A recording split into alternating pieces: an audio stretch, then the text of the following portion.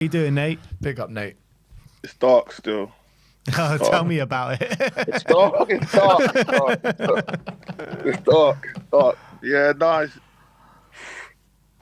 No, what's a funny thing, yeah? I got a couple things to say. Yeah, Even a couple good points that's been said. First off is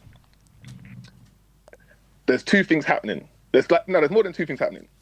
On the manager front, I agree with the guy that said, I ain't seen no tactical genius from Frank, not one time this season. Yeah. No, in fact, not even from the Super Cup when we lost it. He actually made a very strange substitution when he brought on Bergvall in the dying minutes. When he should have brought on a defensive player, he tried to go attacking again, and then they equalised. They went to pens. I was like, that was strange. Why did he do that? So I was like, who's this? What? And now I'm watching the games. I'm watching how he's moving, and he's just too sterile. He's not finding a way to impute his personality into the team. And every manager that's been good at Spurs has found a way to impute their personality into the team. Whether it was Redknapp, his thing was just, we're gonna go out there and play ball. We're gonna go there, play ball, get the best team on the pitch. We're gonna have it. Pochettino was, we're gonna press. We're gonna be together. We're gonna be brothers. Conte had he had a bit of fear in him. Like he made players kind of fear him. He was asking for accountability from everybody. Yeah. Saying, you lot don't want to win. You lot don't want to play with no pressure. Like, you know what I'm saying? Yeah. You get me? Ange, as much as Ange had bare faults, he united the team, and he was like, I'm gonna ride out for the team. They're gonna ride for me. We're gonna do something. We did something. Yeah, the league form suffered, but we did something. You see what I'm saying? Man lifted up a cup in the air. Do you know what I'm saying? All them things. And then with Frank, it's so sterile, and so it's like surgical, but it's like dentist football. It's like I don't understand. It's like it's tough. It's tough to see, man. And it's like I don't understand what. Oh, brilliant. Nah, but do you understand what I'm saying, though? I think your cooking is great. I understand completely what you're... But what's the answer here, Nate? What's the answer? Is the answer to sack the manager tonight? No. We can't sack the manager. And that's the second thing. Sacking the manager, that's the second thing I want to get onto. We can't keep burning through managers. You know what I'm saying? We can't do that because, as Josh said, there's a bigger thing at hand. There's what's happening in the immediacy with the football and the manager and his shortcomings, and then there's what's happening at Spurs over the last 10 to 15 years. You feel me? Try 25.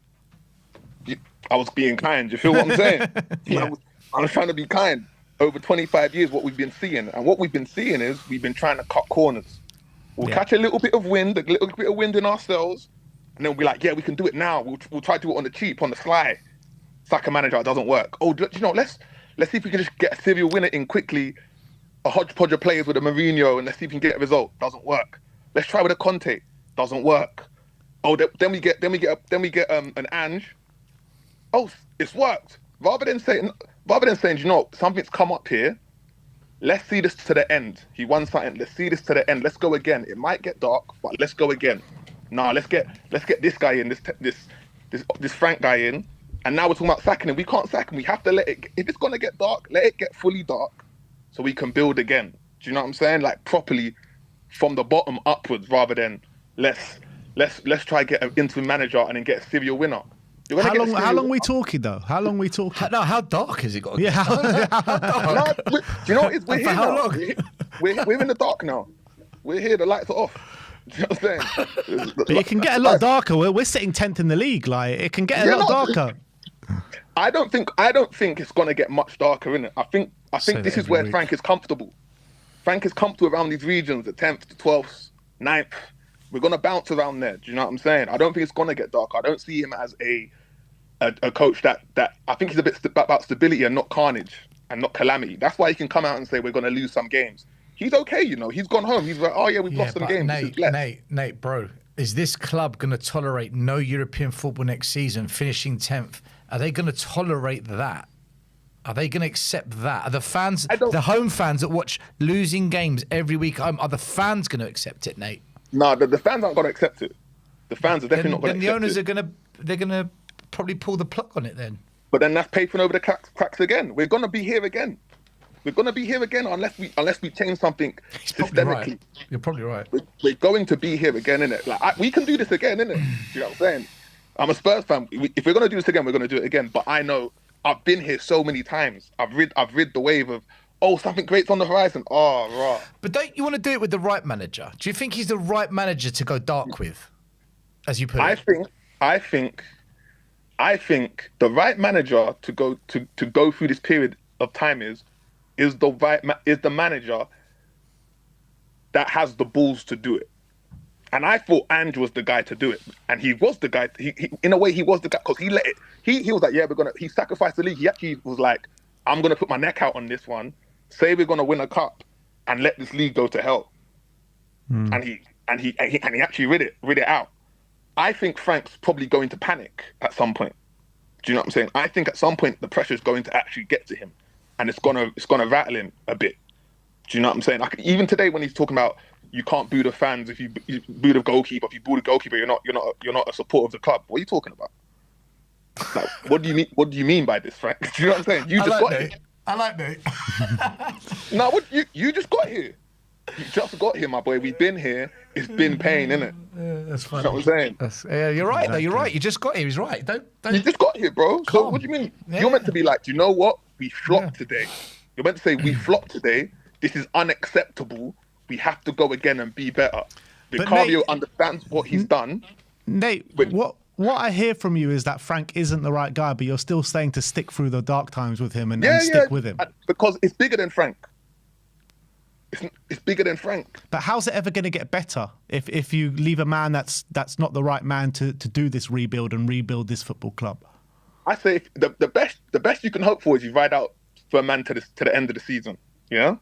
But when you get that new manager in, you have to do it differently now. You can't come again the same and try these Mickey Mouse transfer tactics.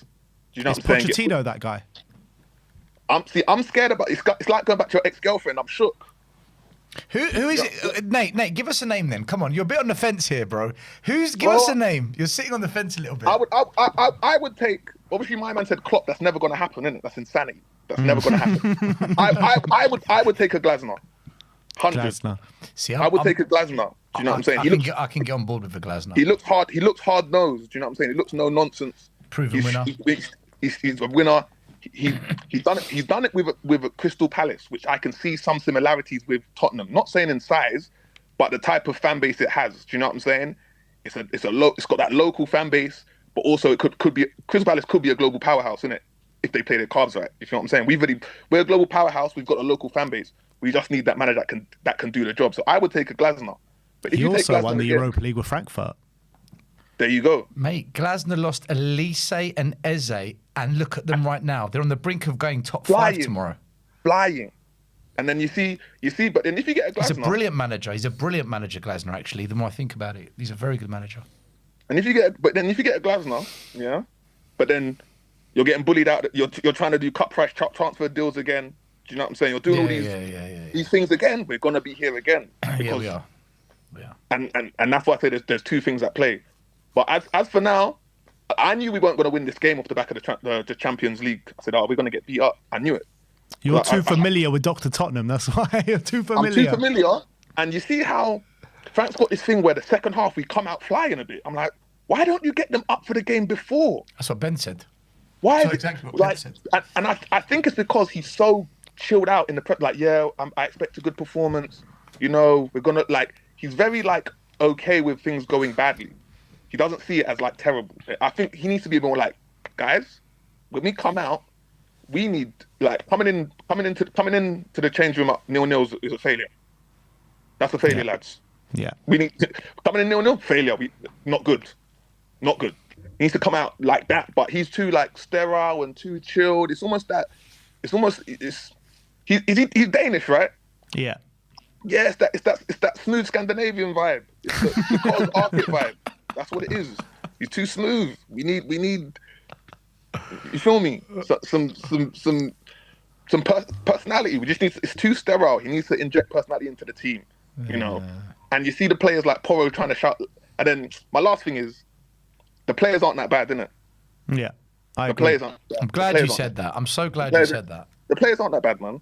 We got decent players. They're not great, but they're not bad.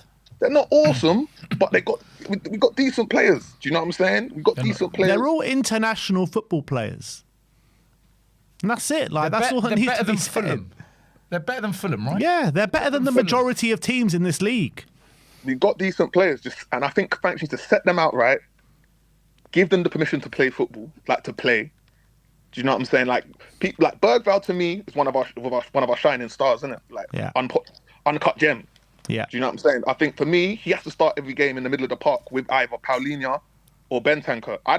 To be fair, I don't want to see Bentancur on the pitch. I don't like seeing him play. Do you know what I'm saying? I think he can't pass the ball forward. And even today, there was a time when he's got to the ball in the second half and there was a pass in behind and he just passed it, quick short one into Pedro Porro. And I'm like, the bravery's not there.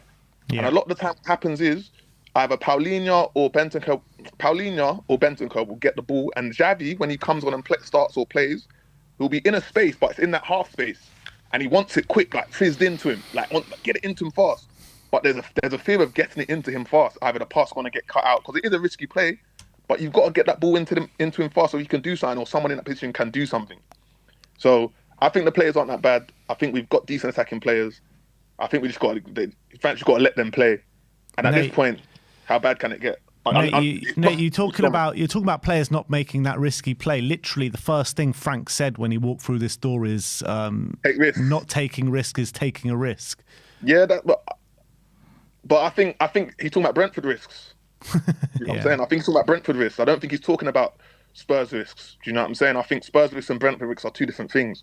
Do you know what I'm saying? Spurs risks is like going to Chelsea and winning and drawing 4-4, but it feels like a win. Do you know what I'm saying? Like when Robbie Keane's scoring screamers. Do you know what I'm saying? 4-4, but we're like, that's how we didn't win, but that's how we like to go out. Do you know what I'm saying? Yeah. We don't mind going out like that. But you see when we go out, like the North London derby and, you feel me? That's when it's like, these risks you're taking. Now you're actually taking a risk with your job now, innit? Now he's taking a risk because he's not playing. So I think, you know what I'm saying? Now he's actually taking a risk. You feel me? Now he's risky now. Now you're taking a risk, Now he's taking this pressure now. So, and it gets dark because, for me personally, because I'm from the other side of North London where it's all red and that. Do you know what I'm saying? So I've got a personal stake in regards to like bragging rights, all my bridges, God help you in May if they win that league. God help you. I'm taking a holiday. I'm out. Yeah, get out of there. I'm out. Do you know what I'm saying? So jump ship. So man, I think that's where we are right now, and I think with him moving forward, the Newcastle game, anything. That's going to be a tough one, and I think we just got to ride it out. I think sacking him now, mid-season, winter. I think January you got to get some players in, sign, get a midfielder that can play ball, man. Get a central midfielder that can actually. Ruben Neves. Do you know what I'm saying? Get someone that can play. Spend 50 million on Xavi Simmons. Yeah, but we need someone that can dictate the tempo of the game. From deeper positions. From a deeper position. Like Ruben Neves. He is top quality. That's the exact player we need, I think. Yeah, he's a good player. And then you see with Xavi, all Xavi needs to do is hit the gym. He just needs to hit the gym and get wedge. He needs to get big. Nate, he doesn't look very confident. Like his body language looks very subdued. He looks concerned that he might not. He looks frail. Yeah, but he didn't look frail for Holland midweek. Yeah, bro, they played Lithuania. All right, fair enough. That's a good point. I hear your point. Lithuania aren't the best team, are they? Fair enough. I think there's a thing with international football, and the Premier League's a different beast. I think international football's a slower pace. Do you know what I'm saying? It's like European football in a way. And Premier League football, you can tell when he gets on the pitch, he's getting bodied. He's not got the time on the ball that he wants. He needs to hit the gym. He needs to hit the gym and understand the physicality of this league, and he'll be okay, I think. To be fair to him, against Paris Saint-Germain, he broke free on goal and he got elbowed in the face. Yeah, it was a red card, that was pretty dark. Yeah, he actually was through. I don't think he's a bad player. I think everyone that's been slaying him like, oh, he's rubbish. I'm like, no, I don't think so. But I think the tactics have done him dirty a lot as well, because there's been a lot of games where he's got in the right positions, he's beat his man, and he looks left, there's nobody there. He looks right, there's nobody there. 30 yards of space, there's just nobody there. Like, what's he supposed to do? Yeah. And this is the same for a lot of our players. Exactly. It's like I think it was one of the guy from the States that came when he was talking about no one's showing for the ball. Like everyone's hiding from the ball. Like someone will get the ball, everyone's like backing off. No one's coming short. Like, yo, give it to me. No one. You know what I'm saying? No one's coming to be that dynamo or to be that person that's going to start running the plays. And I think Xavi could be that person, but right now he's scared, isn't it? Because you've seen it a lot of times. He tries certain things, it doesn't come off. Like today, even you see him try a little back heel thing. It didn't work. I was like, that was the wrong time.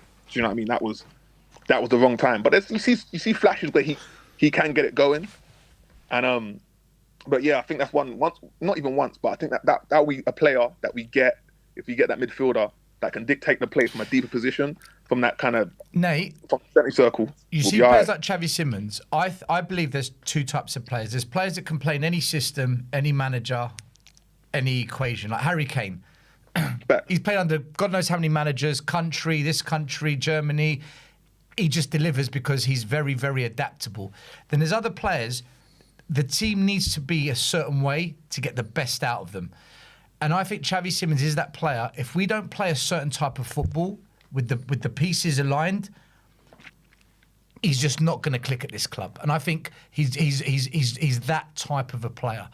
He's one of those. I would agree. I think he's a player that needs people on the similar wavelengths around him. And when I mean that, it's similar players in the sense of people that want to play that one touch, boom, boom, and boom, boom, an attacking system as well. It's got to be an attacking system, not crazy attacking like Ange, but no. But I know what you mean. It's got to be on the front foot, and it's got to be one touch, triangles, quick football. Yeah, like that sounds like going back to the X to me. Yeah, it does, isn't it? It does. She was paying. She was allowed. You know what I'm saying? Because that doesn't sound like Glasner football to get the best out of Xavi. Listen, X's change. They learn. It's true. It doesn't sound like Glasner football, but at the same time, are we gonna base success of the club off one player, or are we gonna say we're gonna go for? Do you know what I mean? On a manager thing. Do you know what I'm saying? I don't think we're in a position to say, do you know what? We're gonna get a manager to accommodate Xavi. I think that would be. I think all the players at Spurs would love playing poch ball. Yeah. Very few would say, do you know what? I don't like this. No, of course not. I think we've got the players to do so. Do you know what I'm saying? I think we've got the players to do. I think our young players are good as well. I think Odebear has his moments. Do you know what I'm saying? Tell has his moments. I think they need to be coached up, and I think they need to have confidence instilled. And they need to have confidence instilled in them. Do you know what I mean? And that's why, for me, as much as people saying we need Poch back, I've been screaming for Redknapp to be back since, because Redknapp to me is that guy that can tell a player you're the bee's knees. He's too old. You're the man. He's too old, Redknapp. Yeah, no, of course. Now he's way past it, but I think these players need that type of person who's gonna put the arm around them and say you're the man. You're the best. Go get Martin Yola's interim from now to the end of the season, and we'll be cooking. Bring back Joe, Redknapp and Poch, and let them work on the Glasner.